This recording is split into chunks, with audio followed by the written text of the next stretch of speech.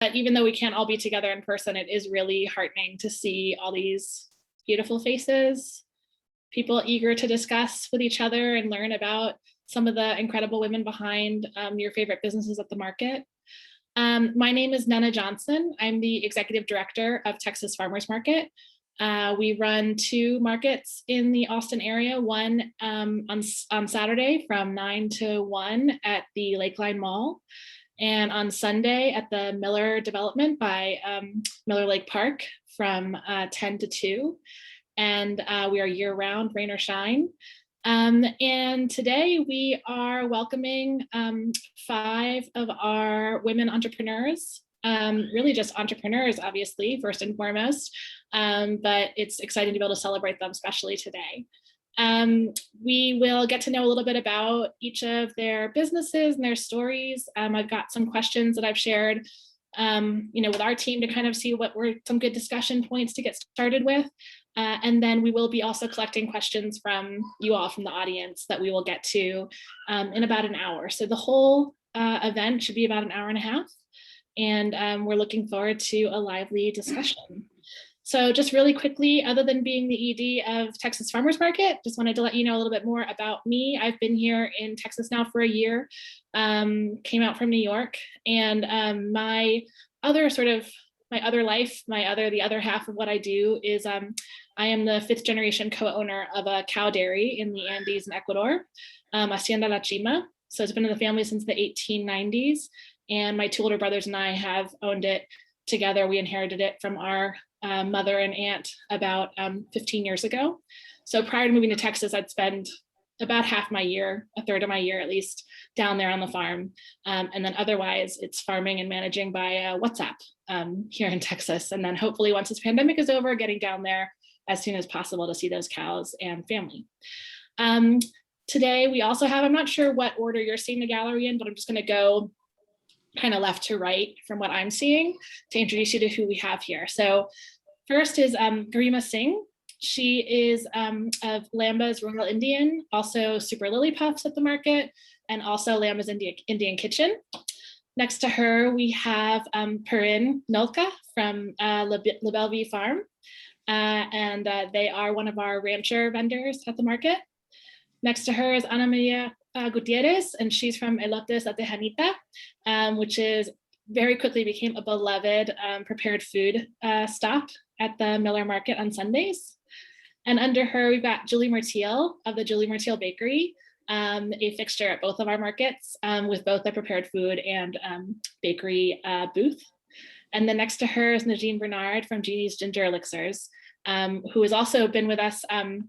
Really, it's funny, I feel like Anamaria and Naijean were some of the ones that were like kind of early in my tenure too. So I feel like we've all been kind of on this ride together. So Jeany's Ginger Elixirs has been with us now for just a little while, for several months, and is one of our newer vendors. So I'll ask our speakers, if you haven't already, to unmute yourselves. And just as a start, I just wanted to, in order for you to just introduce kind of where you're coming from, I just want to acknowledge, like, here in Texas, obviously all over the world, we've all been going through something, but here in Texas, that was compounded by this terrible ice storm and the failure of infrastructure and disaster that followed that. So I just want to acknowledge a big thank you for you all to be able to take the time so soon after that to share yourselves with the rest of us. I can say to the audience here that, if you haven't been to the market recently, they have been there since right after the storm. We have really been just floored by just the ingenuity and the resilience of our businesses. So I just want to thank you for taking time to do this, considering the situation that we've all been in. And I just want to get kind of a temperature check and see how everybody's just doing. I mean, this is just a hard time right now for all of us. So let's start with Garrima. If you can just, for a couple of minutes, just a little bit about the business and where you're at right now.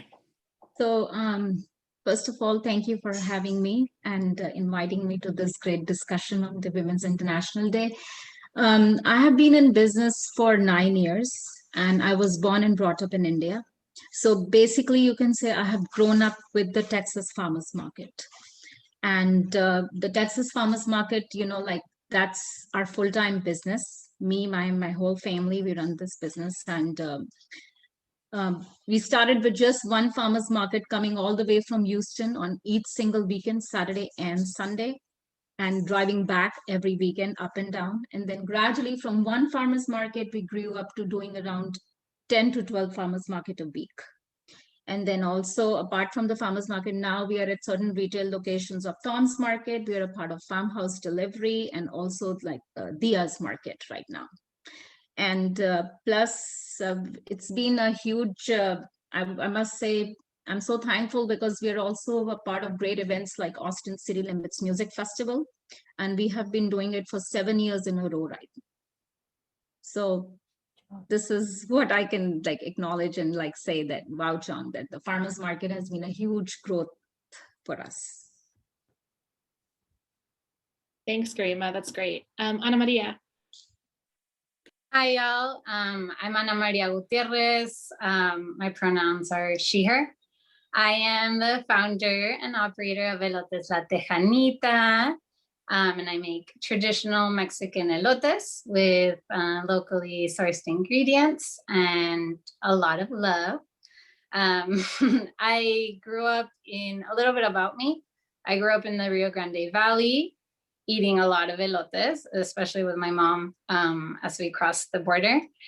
And a reason I started this business was to share the joyous act of eating an elote. I'm sure if you've eaten a corn on the cob and had cheese and mayo all over, you know what I'm saying. But apart from being an elotera, I'm also an urban farmer here in Austin. I am currently the garden manager at Este Garden, which is located on Manor Road on the east side and is owned by Suerte, the amazing restaurant. And as a small business owner, we deal with a lot of hurdles. The snowpocalypse being one, but the pandemic being the biggest one so far for all of us, I'm sure. But my focus for elotes remains to make it something that spreads joy, that builds community and makes yummy elotes, of course. Thank you for having me. Thank you, Anamaria. Julie. Oh, yes. Hey, thank you for having me too, to say this is a great initiative you had to gather all the women at the farmers market tonight. So for me, I'm a French expat actually. I came to Austin 5 years ago. I am a trained pastry chef, and when I grew up in France, pastry have always been in my blood. And I'm also a French food blogger. In France, I won a major award as the best culinary blog in the French tongue. I'm also a food photographer and a recipe developer and a consultant. So when I came here in Austin, I only had 2 suitcases. So I started very small. And I started at the farmers market stall, the one on Lake Line 5 years ago. And I still remain there. And our business grew from one farmers market to 6, 7 farmers markets. And we also did some farmers market that is now closed, the historic Hope Farmers Market that is now closed forever. And yes, and I found here in Austin a new home. So coming from somewhere that I didn't know anyone here in Austin made me a lot motivated to start my business. I didn't have any distraction. So yes, moving to Austin is an experience that taught me to just go for it. And when you come to a new place, you reinvent yourself. And I know it was not going to be easy. So, and I might fail too. So it keeps you very realistic on your toes and make you motivated to work very hard. So I worked very hard to create sweet treat that could make everyone in Austin happy. So now Judy Marti is a small bakery based in East Austin. And we opened our bakery at the end of the year 2019. And was a bit surprised and amazed as we received the title of the best bakery in Austin by the reputed Austin magazine, Austin Monthly magazine. So it is very something that we're very happy and proud of. And all our baking is baked with organic, local ingredients while we can on low intervention ingredients. We just wanted to offer fresh, simple, accessible sweet treats and to everyone, something that is also true to the tradition. That's great. Thank you, Julie. Thank you. Naijean, can you tell us about Jeany's Ginger Elixirs? Yes, thank you. It's great to be here. Good to see everybody here.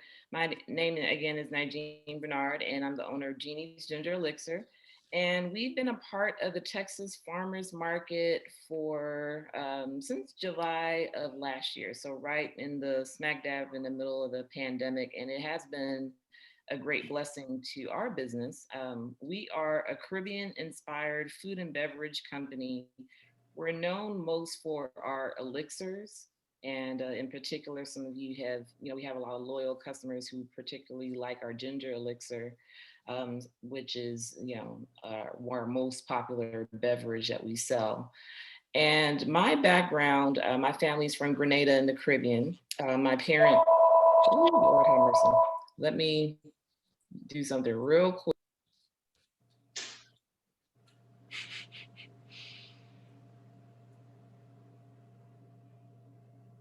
So we'll just let Naijean take care of that for a moment. I know some folks have been joining us. Oh, here we go. Great.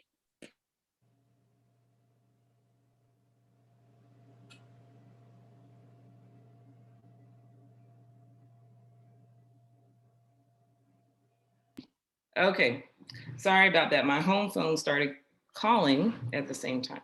All right, so anyway, yeah, my family's from Grenada in the Caribbean.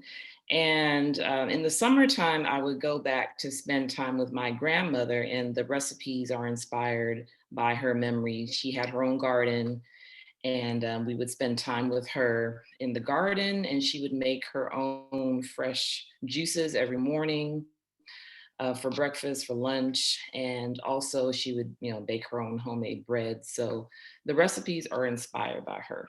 So yeah, happy to be here. Thank you. All right, let's go on to Perrine. Hi. Well, thank you for hosting this. It's just amazing to be able to see all those powerful ladies. So my name is Perrine Noelke. I'm from Bellevue Farm. We're a farm about an hour east of Austin, and we've been part of the farmers market. It will be 7 years this July. So we started very small. Our goal is to do the best quality meat we can provide to the Austinite community. So we do pasture-raised, organically fed, and humanely raised animals. We do ducks, chicken, turkey, geese, and pork. And we have a French, I'm from France. I forgot to say, I'm from France, and we have a French style charcuterie and cuisine on the site. So we do everything ourselves. So the idea is to do really a head to toe, really European style, using everything from the animal, no wasting anything, and having the happiest animal to bring to the farmer's market. We also work with some high-end restaurant in Austin. And so you can find us at Barley Swine, Hot Dog. And that's what we do. Thank you. And we love what you do. Thank you. So, it is International Women's Day. This is a really international panel. As you heard, everybody has a part of their culture that is a big part of the story of their business and the sort of the choices that they make. So I'd love to hear just a little bit more about that from our panelists. Both the culture and I think also just the well, thinking about Anamaria in particular, because I was going to start with you, not just culturally, but also, you know, the importance of the farmers market obviously is like knowing where your ingredients come from, knowing your farmers. And you were mentioning like you are also working in a garden. And I'm just curious about how both the desire to bring elotes to the masses, as well as your, you know, your passion for, you know, urban farming, how those kind of come together for you with Elotes at Tejanita. I love that. Thank you. So I'll start off with a little bit of background.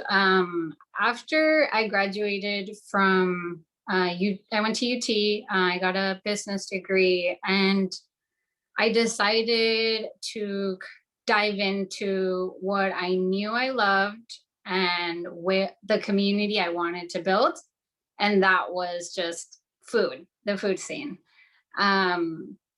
I started doing a fellowship with Urban Roots, whose mission I love, to gain some farming skills and to meet rad, like-minded people. I started working at Suerte, and I was also working at the Texas Farmers Market as their SNAP associate, which, if you don't know, stands for the Supplemental Nutrition Assistance Program. I didn't necessarily come up with the idea to start my elotes business through farming, but I do think that the farming community and the food community in general did influence where I wanted to sell elotes, and that was the farmers markets in Austin. I saw it as a great opportunity to collaborate with farmers and source like their ingredients, which is the best flavor you can get. But I think that my main motivation for starting elotes came from missing and craving them here in Austin. I couldn't find an elote that hit the spot, or I couldn't find many. So I decided to start making and selling my own. I suspected that fellow Latinx members here were also looking for elotes. I wanted to bring representation to the market. And I wanted just to share elotes or Mexican street corn with everyone here in Austin. Some people come and they definitely know what elotes are, but there's many people who stop by at the farmers market and have never had one in their lives. So it was my mission to start with, and it makes me really happy when people come by and keep coming by. So that's how Elotes La Tejanita came to be. So yeah, I guess like my farming, you know, did play a role in that, but it was separate to it as well. Just a love for food and wanting to share it. And do you see continuing as your business grows, like continuing your pursuit on the farming side too, or how do you see those two kind of as you kind of blow up, probably on the elotes side? Yeah, I definitely, I love working outdoors and growing food. I don't picture myself stopping that anytime soon. And I kind of alternate like what I focus most on between those elotes and farming. I'm actually going to be growing some corn this year. Definitely not supplying my own corn because it's very difficult to grow sweet corn. But yeah, we'll see where it takes me. I'm just enjoying the process of it all.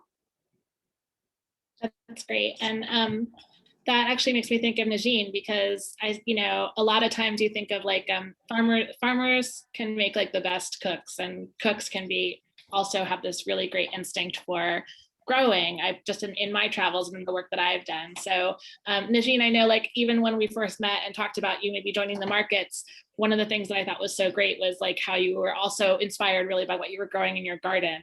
And I would love to hear more about kind of how that is still a part of your business, even as your business grows, but also just a little bit more about that sort of agricultural and like cultural intertwining in Jeany's Ginger. Yes, so I guess you could say my agricultural roots started in Grenada, just watching my grandmother. She wasn't a very well-educated woman by societal standards, you would say like an equivalent of a third grade education. But what she didn't know as far as book knowledge, she knew based on like what herbs, what plants you could use to heal yourself.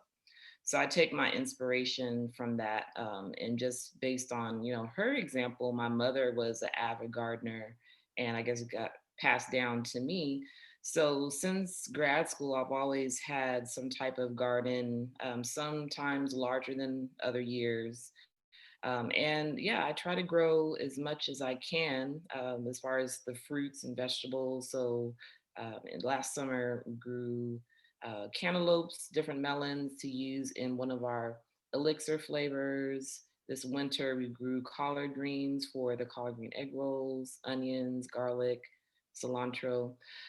Yeah, so I'm always inspired to work with the plot of land that I have, which is in the backyard in my house, but also, of course, with other Central Texas farmers who some are growing things that you wouldn't even think can grow in Central Austin, like ginger.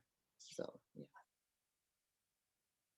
And can you tell us a little bit in terms of starting a, you know, a juice business that is so sort of based in those Caribbean flavors, bringing that to Central Texas, like kind of what were some of the things that surprised you about that, or that maybe were a little difficult getting started?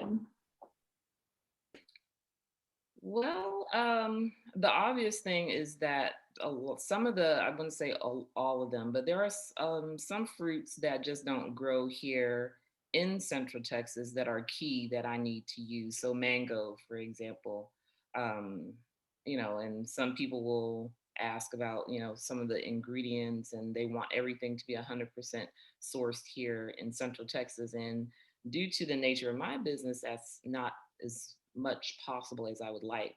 But what I have found helpful is using the tropical fruits, but pairing it with things in Central Texas that are plentiful here that I can get locally. So in the summertime, we did a strawberry watermelon lavender flavor, which the lavender was from local farms. The watermelon, of course, is tropical, but also grows here as well.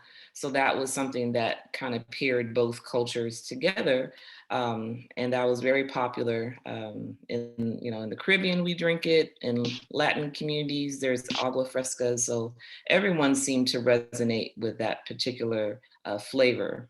So it was successful. Thank you. And it's also obviously a climate where we're always looking for a refreshing drink. So, you know, especially for that long summer that I guess I'm gonna have to get used to. All right, I'm gonna move on to Julie.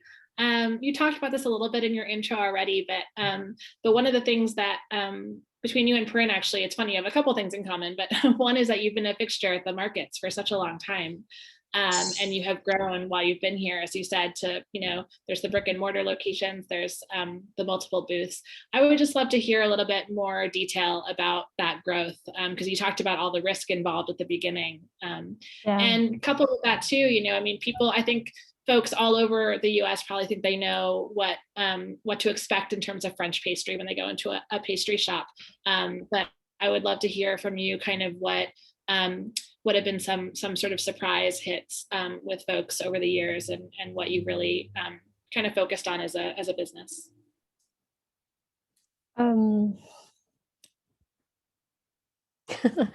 Yes. Okay.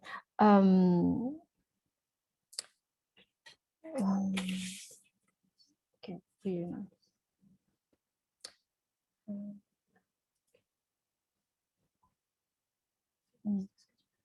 our bakery, we offer classic French pastry, the pastry that you can find in any bakery in France, and also all the viennoiserie, what we call here in America Danish, so croissant, almond croissant, chocolate croissant, and also we offer a range of bread, brioche and baguette, and yes, on. The thing is that our plan was just to open a commercial kitchen, actually, to serve the farmers market. And I didn't expect to open a bakery first. And it just happened that the client asked where they can find a treat during the week. And when we worked on the construction, we had a small counter to be able to serve also the client during our service. So it happened like that, but really want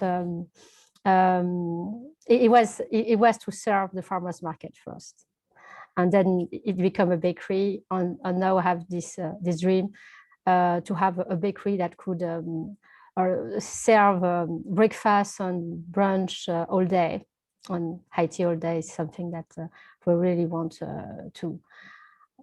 At Myrtille, our bakery is like a very casual. I mean, nothing too fancy, nothing. It's everyday pastry or treat you can have that you need in your routine on daily life. So it's something like that.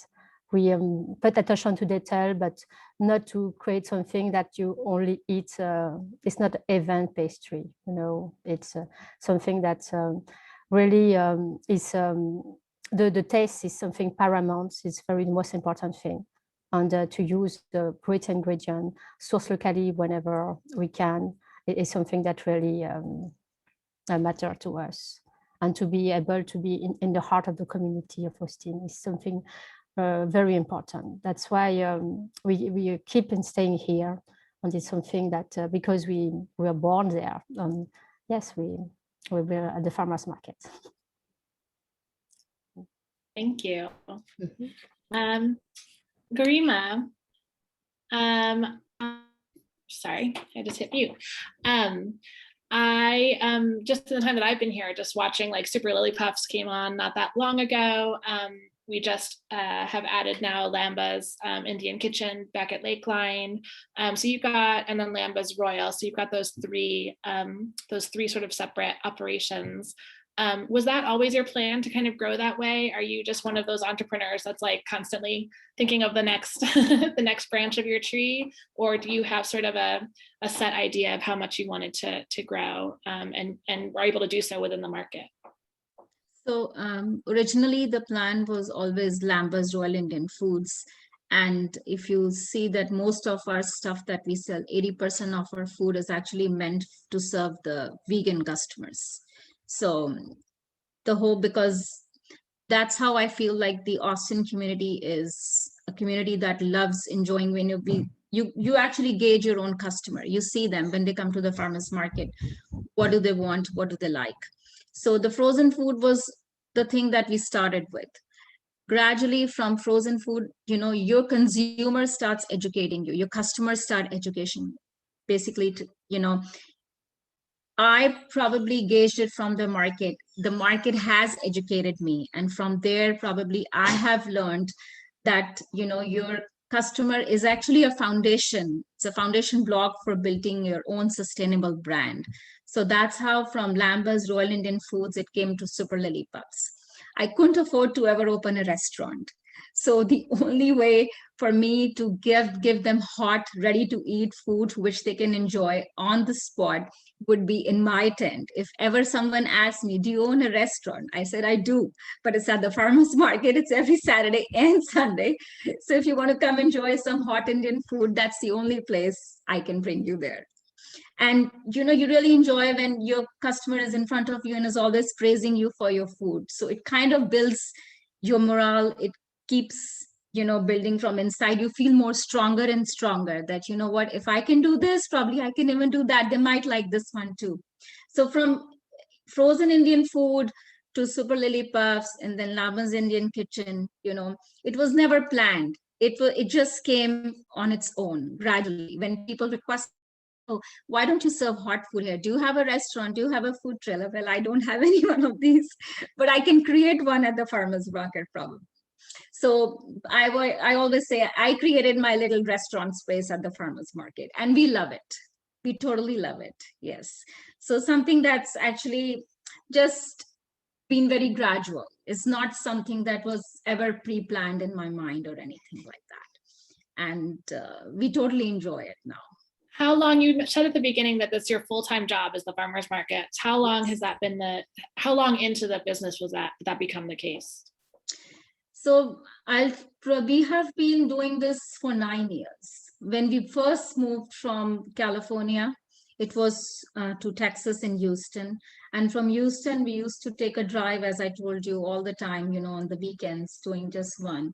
And then my husband and myself, they were very inspiring. My family was very, very inspiring. So they have always supported me for every single thing. So at home, maybe just making some snacks for the kids, they got really like, Mom, you should probably have this at the farmer's market because this is so different, like nobody who knows what the lily puffs are. Nobody knows about it. Why don't you say? And my little boy who's 7-year-old, he says, that's my mom's popcorn. My mom created a popcorn, which is actually a popcorn, if you think it's a healthier version of a popcorn, you would say that. So, it's been a journey. It's been a journey. It's not something that's just stuck my head immediately or something. It's been very gradual. I must say that. Yeah. Thank you. And now Perrine. I've been talking to you now since I got here a year ago, and I have never asked you how this French woman ended up farming and ranching in Texas. So I would love to, hear a little bit more of the story of Belle's origins and how that happened, and just to let people know a little bit about the farm, because it's a really special place. So how it happened, I met my husband in Europe. He's from Austin. And we met on boats, and we started to be chef and captain on boats. We, for 5 years, we only worked in Mediterranean and in the Caribbean, working on small boats, taking care of 6 people at a time and cook everything from them, doing as much as local as we could. And that's how I learned how to work with American. Most of our customers were actually Americans. So I was a French chef, self-made French chef, but still French. And there is some things from the French cuisine who doesn't work very well with American people. Not their fault, but it did kind of give me, those 5 years gave me the opportunity to kind of learn how American people react with French food and what they enjoy, what they like less, more. And then after 5 years, my husband was not, but I was in need to have a nest, to have kids, to have space, to have stuff, because we're living in a boat. So you have a backpack and that's all you own. So we started to think about, okay, what's next? And then we thought about farming would be a good step because we're outdoor people.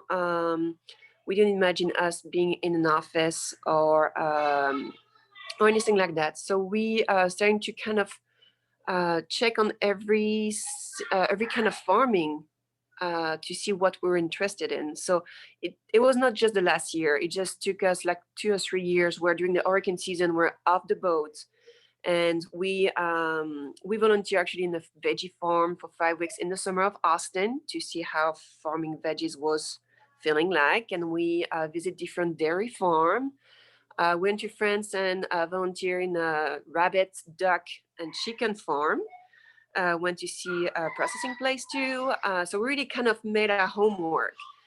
And from there, we're like, veggies, not our thing. Dairy, no way. There's that feeling. And then, we're really into, ranching. And from there, we met somebody who was actually ranching chicken in Austin, and he had something very smart to tell us. He said, first, start very small. So we started with 34 ducks.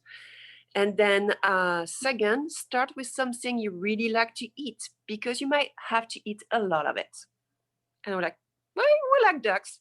Okay, let's do it. So that's how we started a very small farm, just my husband and I, with 34 ducks first. They were the most friendly ducks because we spent so much time with them. But that's how we learned how they react, what they were needed, all of this. And then gradually we just grew up to do more ducks, sorry, my kids are watching a movies. Who's very exciting apparently. Growing to do more ducks, and then we start to make pate. We have a commercial kitchen on the farm. We do everything on the site, and because we use all the part of the animals, we make some pate, some meat spread, and from there I needed some pork. So we're like, well, why not raising our own pork? So we did pork, starting with 1 pork every month, and then now we're at 6 porks every month, and then we start to think about turkeys for Thanksgiving. Why not? Let's do it. And then we were like, oh, and what about goose? They're fun. Okay, let's do it for Christmas. And then now we have chicken also. So I think we're going to slow down. We're in a good place now. But yeah, it's been a very, very busy 7 years, but a fun ride. Exhausting one, but a fun one. That's great. We just had some chicken from you tonight for dinner. It was delicious. Oh, there you go. So, you know, I think a lot of times the topics that we see coming up for things like International Women's Day or Women's History Month, which we're in right now, you know, is the whole like women can have it all, you know, and about our work-life balance and how that's just different for us. At least that's how it's perceived by the greater they. I'm not sure who that is. I mean, I have an idea, but so I would love to, just from my own, just seeing you all at the markets. It doesn't have to be everybody. If any, even just 1 or 2 of you want to say something about it, but I know that, you know, family takes on very different meanings. You know, it can be your immediate blood relatives. It can be the community that you've made around you, but it's obvious to me just from doing my walks around the market that that's part of what's happening at all these different businesses and booths. And I would love to hear a little bit more about that sort of balance and also support that you're getting, because I think that is so vital for all of us. I know even just thinking about the ice storm in the market, I was so, you know, like all of our staff, so kind of concerned about what's happening with the market with all that. And at the same time, like desperately trying to find milk for my son and then another pandemic, and so like just learning how to kind of balance those things, also with your chosen family too. So I see nodding from Anamaria and Garrima maybe, but any of you that want to sort of pipe in and talk about that, I would love to hear more. So I can call. I would definitely say, you know, your family is a very integral part of your work. And my family has thoroughly supported me. They have been an inspiration from the very beginning. My husband, my father-in-law, as I told you, it's a family thing. So even during the snowstorm also, we knew that, you know, like now next Saturday, we have to be at the market. We have to do our cooking. We have to be there. So we all 3 of us made it a point. None of I wouldn't have called my employees at all, because I wouldn't be risking anybody's lives in that, you know, for that travel or anything. So 3 of us made a point that how can we get to the kitchen? How can we get everything ready? And you will not believe, it was like just a 3 people show. Only me, myself, my husband, and my father-in-law, as I tell. And he's 76 years old, and he's a very big support for us, actually. You will see him at the Bull French Farmers Market every single time, every Saturday. And Sunday, he'll be at Buda. I mean, he is very, very daring. So all 3 of us, you know, we made it a point, let's go get everything done. And we just did it, despite we had a, you know, problem with electricity during that time. And either we had to get up early in the morning or late in the night, we did it. And we made sure that we are there. I mean, we believe it totally. It's rain or shine, whatever happens, we will be there to serve our people. Because I got so many Facebook messages on my, you know, Lamba's Royal Indian Foods that, you know, like, will you guys be there? Is there a way to get your food? Is there a way to get your food? And I was like, no, we'll be there at the market and you will have it for sure. And, you know, it was very nice to see all your customers showed up despite that weather and all those conditions, you know. So that actually truly, you know, makes you feel that your cooking is so worthwhile and people love your food and they will show up for you no matter what.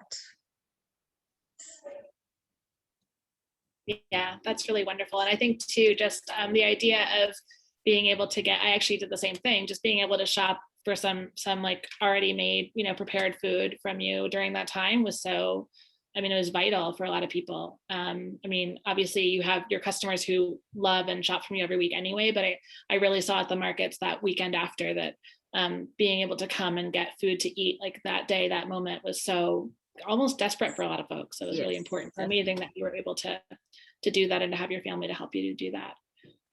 Anyone else want to pipe up about this particular topic? I see Perrine's got a little one behind her. I don't know how that, you've given me some advice over the year, and of what I have to look forward to as he grows. What I have to say too is being a farmer or being any of those business, having a family, you cannot stop working. There is no safety net. My kids were at the farmer's market. They're about 10 days old. They're in a small seat on the table next to me. So they grew up at the market every weekend. And for the rest of it, we wanted a little piece of paradise. And because we thought about having kids when we moved here, we kind of thought about that before we started anything. So we did make something very family friendly, very kids friendly, very safe. And now they are growing more. They're just getting more involved with me in the kitchen. My son the other day wanted to cut carrots. Well, he cut his finger in the process, but he learned how to cut carrots better now. And he's more careful, right? With your knife. It's been very interesting to have them around and teach them too about how baby animals are fragile and how you need to take care of them and how you need to feed the dogs all the time and you need to really take care of everything. And they love it. They always, I have to say, they have homework from school already and we have trouble to make the homework because they come back from school and all they want is go running around and help us and feed the animals and come in the kitchen and help me grind some chicken. And so that's one part. The other part too is we've been very, very lucky because my in-laws who are from Austin retired just when we moved in. And they are retired lawyers, so no farmers. But my mother-in-law started to do babysitting and she started to do all of our deliveries. And my father-in-law was a family law firm in one of the best family law firm in Austin, just started to work 4 days a week in the farm. So he's the one who's going to get my ducks tomorrow with me tomorrow morning. So it's been amazing to have so much community and so much help around us. And we have some of our best friends now who are actually people who wanted to volunteer in the farm. And we're like, oh, we're too busy. We don't want to deal with that. And they had to really like, come on, guys, I'm coming for free. Can I help you? Like, yeah, okay, come to the farm, I guess. And then they became like super good friends or even employees of ours. So it's been bringing a lot of things to us. It's been amazing to see how people are very, our customers at the farmers market became more family than customers. And all the vendors too. I'm amazed about how each morning when you arrive, everybody help each other. When we leave, everybody makes sure that nobody stay there last and get by himself to just pack up everything. It's a real community. It's amazing. So my family is 4, but I have an amazing family here. So it's beautiful. So thank you. Thank you. Just thinking about community more. Naijean, I was reading, you had a really wonderful profile in Austin Woman magazine recently. If anybody hasn't seen that, definitely check it out. It's a really wonderful profile, both of the business, I think that's the focus, but also just, I think a great conversation with you. And one of the things that was brought up in that was some of the work outside of Jeany's that interests you, that you focus on in terms of community building and specifically thinking about women of color. And so I don't know if you want to talk a little bit more about that so people can kind of get a sense of that those other pursuits that you've got going. Okay, sure. Well, in the magazine article, they touched on a side business that I actually started before the juice business. And we did fun wellness retreats for women of color here in Austin. And the reason I started it is when I moved to Austin the population as far as the Black community was actually decreasing.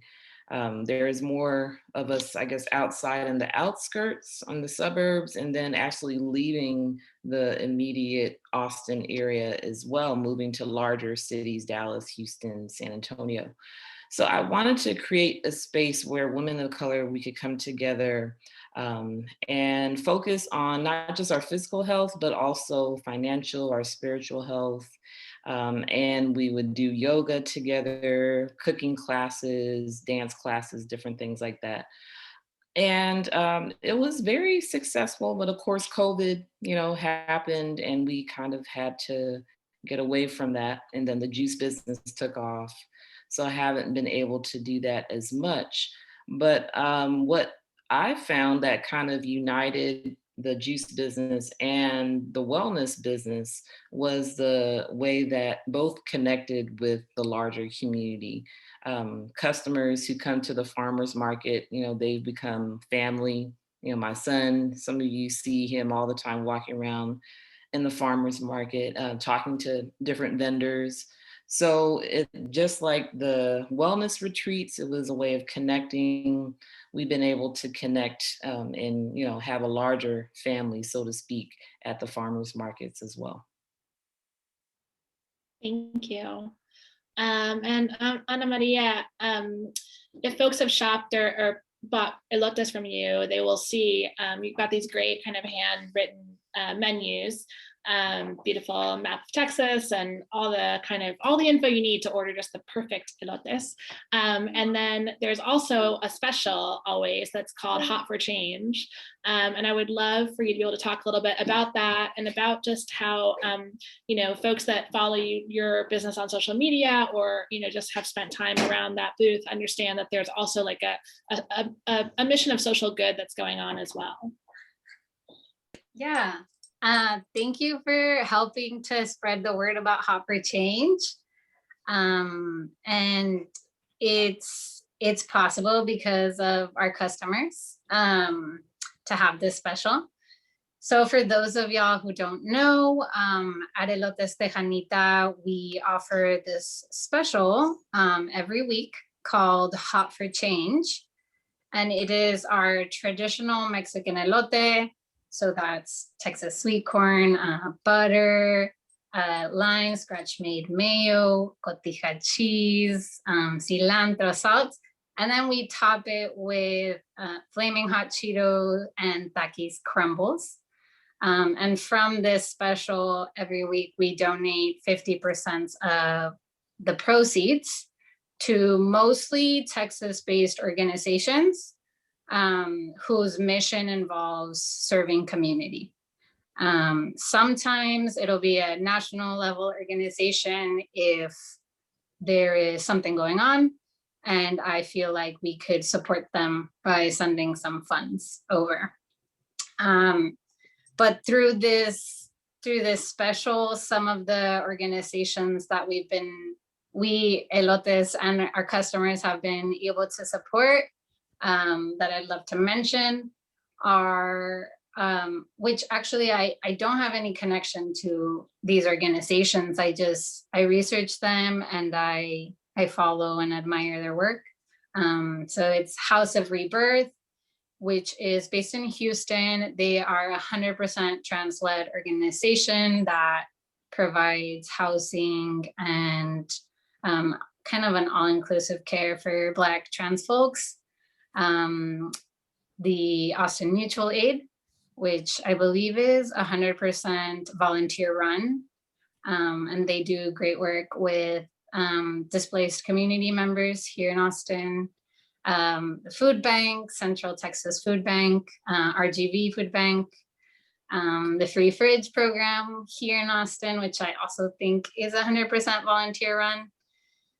And a few more organizations that we've been able to send a few funds over and help their mission. When I started Elotes La Tejanita, fall of 2019, I wasn't offering this special yet, but then the pandemic came. I closed down for a little bit to kind of reassess what to do. And when I came back, I had Hot for Change on the menu, and I had decided to keep it every week. And there's a few reasons why. I want to mention that I didn't grow up very exposed to like food careers or even like outdoor careers, but I did grow up very encouraged to volunteer often, to give back to the community in Brownsville, like in any way. So I do think that stuck with me, to value mutual help, and to incorporate it wherever I'm doing work. So I do have to say, I by no means feel like I'm close to doing what so much of our community members, community and social workers are doing every day. But I do really love when businesses genuinely place importance on, giving back, or just like helping out in like honest ways. So with that thinking, I was like, I have the ability right now to have my own business and to personalize it. And I wanted to take advantage of this opportunity to have my business reflect a little bit about what I care about. And I know customers, we can learn about new organizations. I ask people on my Instagram, what their favorite organizations are, and we kind of get to learn together and support together. So yeah, that's kind of how Hot for Change started. And I'm happy that we have it, and that we'll continue to have it. Yes. No, and I think that's great. I think what you're saying about sort of like having it be sort of like an honest or authentic part of a business is something that is really important, because it can be sort of tricky. There's perception, and then there's, your intent. And I just think in terms of what you all been doing, like it feels very authentic, I think, because of the fact that it's for the most part felt like very, very focused, and like very, maybe local in a larger sense, but like it feels like something where you're really like, this is something that you care about, and you can tell your community about it, that they're supporting. So anyway, I just think it's great to see so many businesses at the market that have a community aspect to them. So, but anyway, I think that's great. We are winding down. I've got maybe one or two more questions on my sheet over here, but I wanted to remind folks in the audience, if you wanted to put any questions into the chat, we would love to have your questions too, or comments for the panelists. And then my next and actually really last question that I have here, Perrine's busy, but it was for Perrine. I didn't do that tonight. I need to do that eventually. Perrine, I just wanted to ask about, Sorry, I missed. No, you don't need to apologize. Mine went past me with his uncle, and I didn't even look at him. So, so what I wanted to ask you about was, in general, just looking at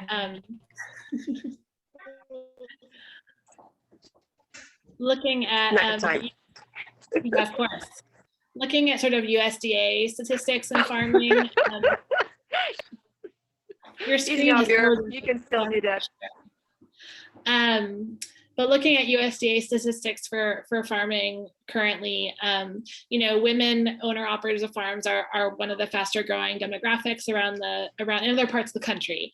And I'm just kind of curious, as a woman farming in Texas, like, what are some of the things about that you'd like people to know? I mean, do you feel like there's a community specifically around that demographic for you? Is it not really something you think about because you're sort of more that you're farming as a family? Or just curious if that's something that ever really enters into your daily life. You know, it's very interesting. I feel like at the farmers market, people are getting used to see women now farming, so I was not, people are excited about it. The most interesting part was dealing with the butchers and those big guys processing meat all the time and not being used to deal with a French lady. And that's been very interesting because their reaction was not what I was expecting. And actually now I'm the only one who got there because they're very not friendly with my husband or my father-in-law, but they're always very gentle, very friendly with me. Very white man being surprised first and then see me kind of shouting, let's go. They're like, it's been the same with the processing of my chicken place. It's, you know, people see me and they don't expect me to maybe work full time and do as much, if not more than my husband, and being very involved. Perrine, you're sort of breaking up for me anyway. Can other people hear her or no? No? Okay. With the business. Sorry, Perrine, I just muted you. Working and directing with them, and they're like, huh. And that was very surprising. Okay. Sorry. Yeah, I think we're Can you hear me now? I think we're having some trouble. Let's see if we can hear you now. It was just breaking up a bit. Okay. So yeah, it was just very interesting to see how people were reacting about how I was actually a working woman, and I'm a farmer. I'm a woman. Doesn't mean I'm not gonna put my hand in it and do as much as they do. Or I know my employee, they just try to run as fast as I can because they see me running, and they're like, okay, so we need to do it too.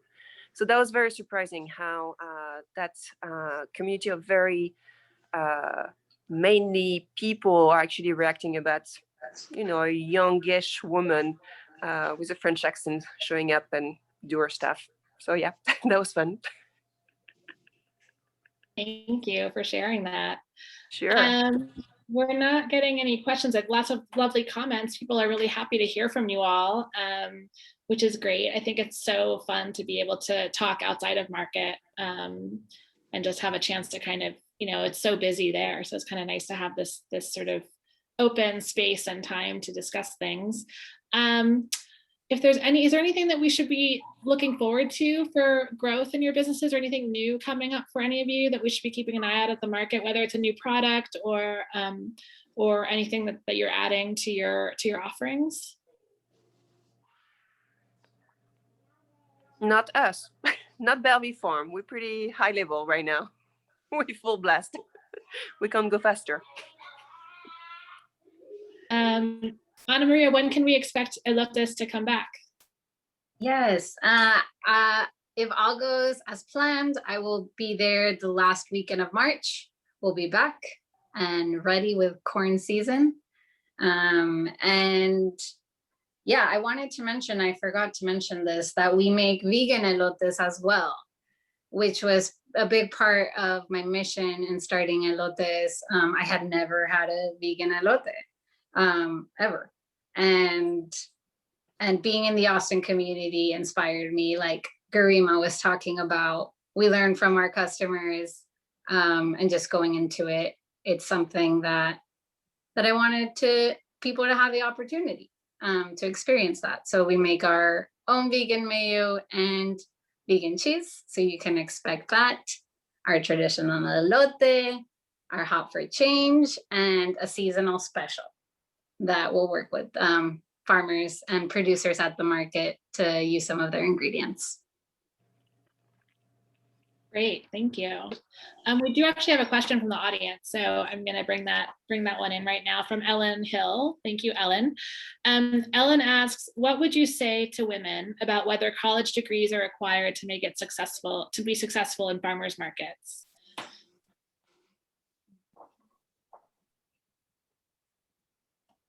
I can start. So I don't think you need, it depends what you do. I know my husband had a college degree. He's not using it right now. I trained as a cabinet maker in Belgium, so nothing compared to what I'm doing now. I built myself completely from scratch to be a chef just by testing, trying. So you don't have to. It's not a loss to do it because you always learn things, and it will build who you are and kind of change who you are, and open your mind. But I don't think it's necessary. It really depends on what you want to do. I'm done. Thank you. Anybody else wants to chime in with that? She actually has 2 more questions to add to it. I can throw those out there too. Next, she's also wondering, what are the top 3 things or one item that you're each grateful for, or what part of your personality has been sort of the most helpful or useful in your pursuit? I can go ahead, or Julie. I would say you definitely don't need to have a college degree to, pursue a business or at the farmers market.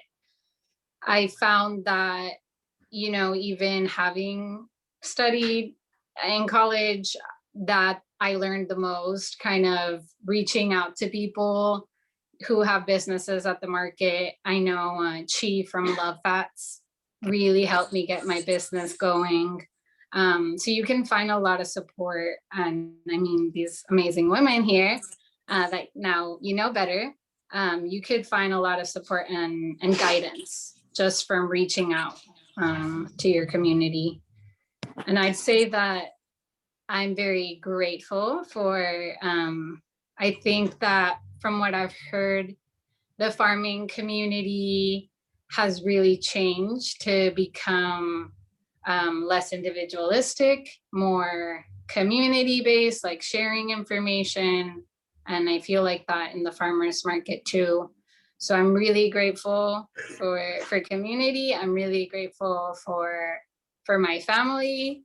My mom, my sister, and my aunt are here, but it's all these women in my life that have helped me get to where I am today and have been a great inspiration. Julie, did you want to add something there? No, it's okay. Yes, I totally, I mean, agree with what Perrine said, on what Anamaria says, that there is no degree required, and passion is the most important thing.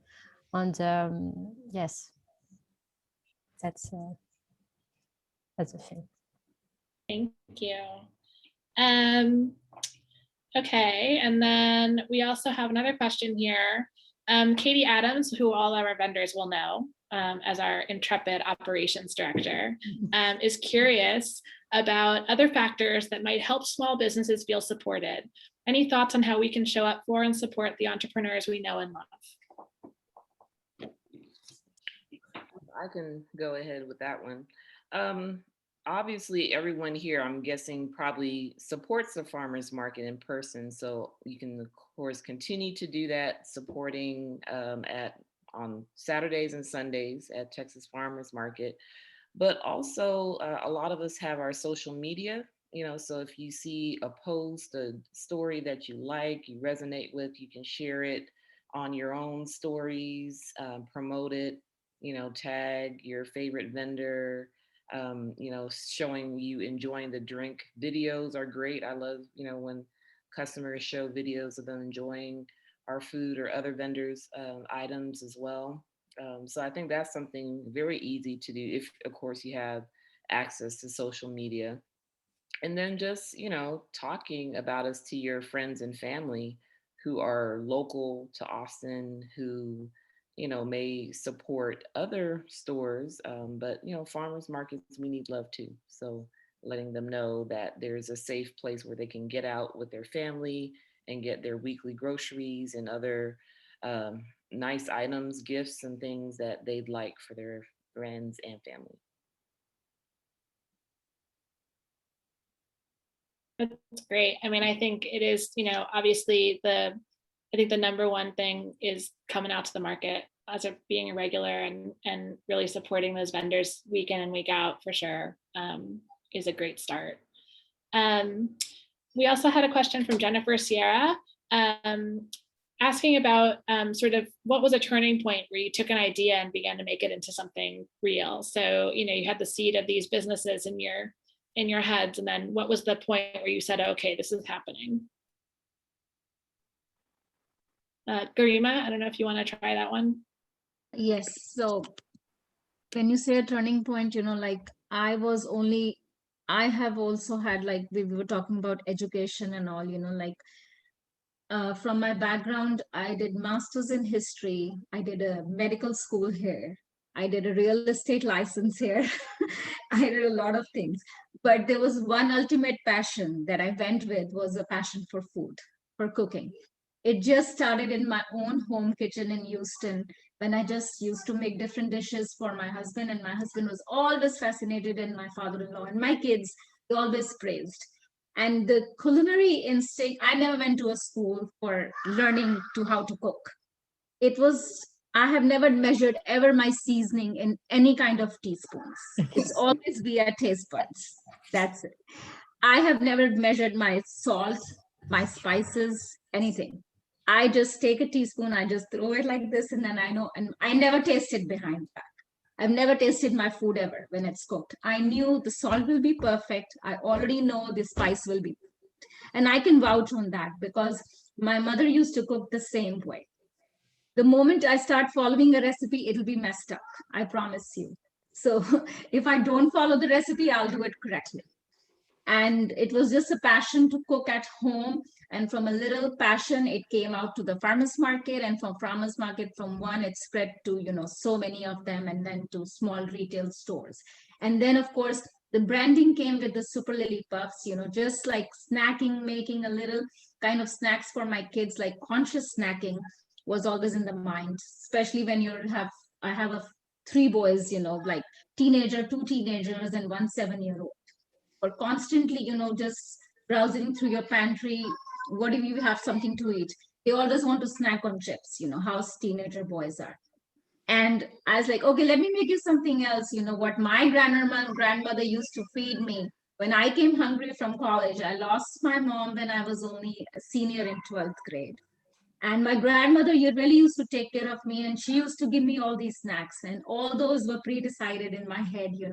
I kind of knew these recipes in my head, and one day I just tried it, and everybody loved it and started making them. And from there, the Super Lily Puffs brand gradually started growing into my head, and brought it into a beautiful packaging. And I feel very amazed to see my own package, which is so pretty and it looks so amazing. And when can we expect Super Lily Puffs back at the market? Do you know? Yes, probably. In 2 weeks, we should be back at the market. Mm-hmm. Okay, and then this one is a question for everyone. As a long-term goal, this is from April Bliss. As a long-term goal, are any of you looking or are you looking to have your products in H-E-B or other box retail to scale up? No. My answer is no. It's not worth it.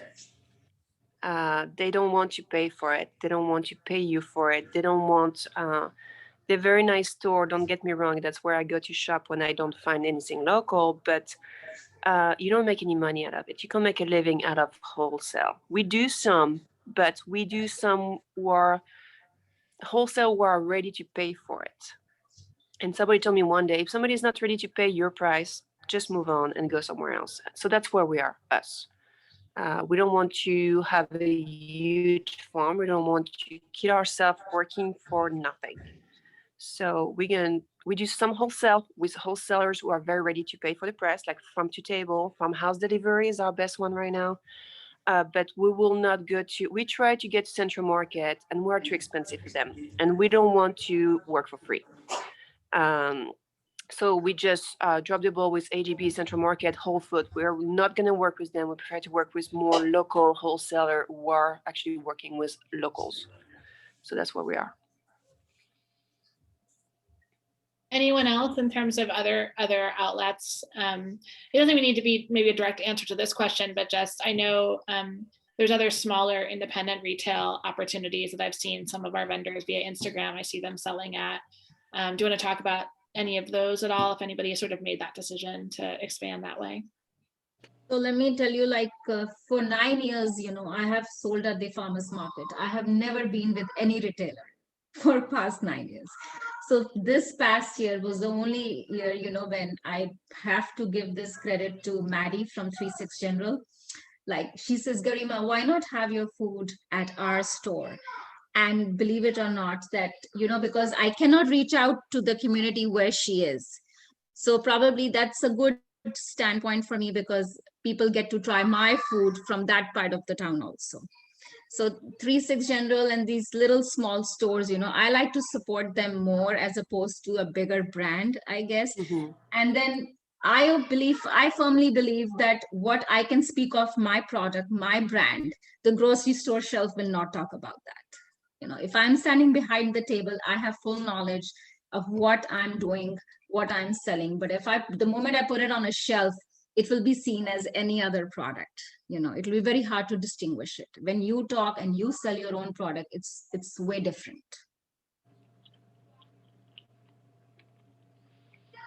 Anyone else who has experience selling in any other outlets or? Well, we are in a few retail outlets here in Austin. There's a coffee house, Manana, in the South Congress Hotel. We sell there, so they place a weekly order. And Hyatt Austin, the hotel chain, they've been placing weekly orders as well for our elixirs. So we're available in their grab and go section and also at their bar. They mix the elixirs with their different cocktails. And so we're making our way throughout Austin. Farmhouse Delivery as well is talking to them about possibly partnering with them.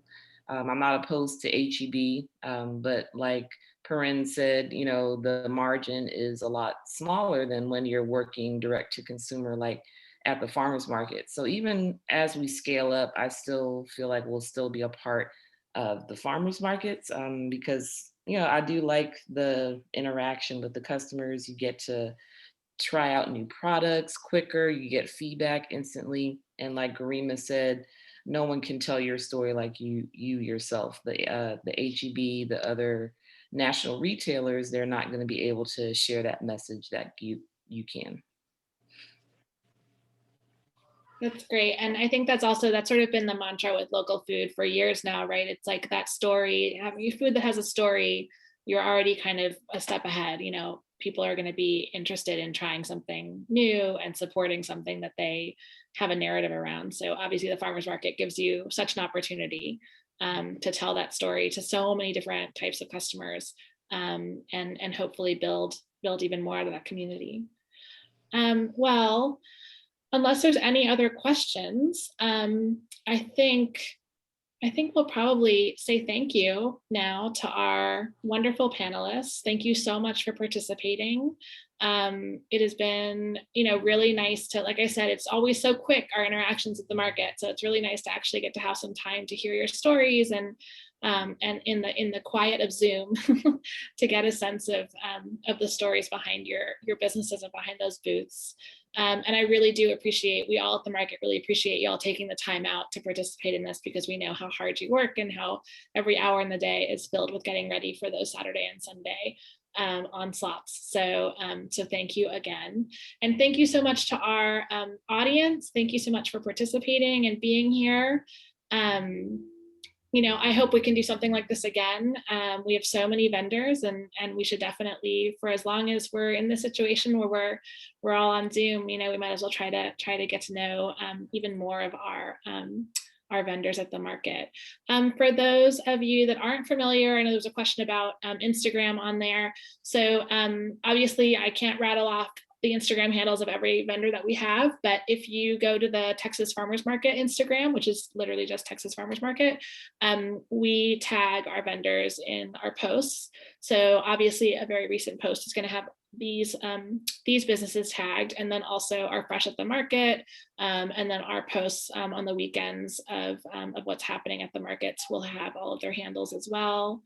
You can also visit our website, texasfarmersmarket.org, to learn more. You can see our vendor spotlights there and learn more about our vendors that way, and also see who's going to be in attendance at the markets this week. So thank you so much, and I hope that we can do this again soon, and we will see you all at the markets. So thank you. Thank you. Thank you. Bye-bye. Thank you.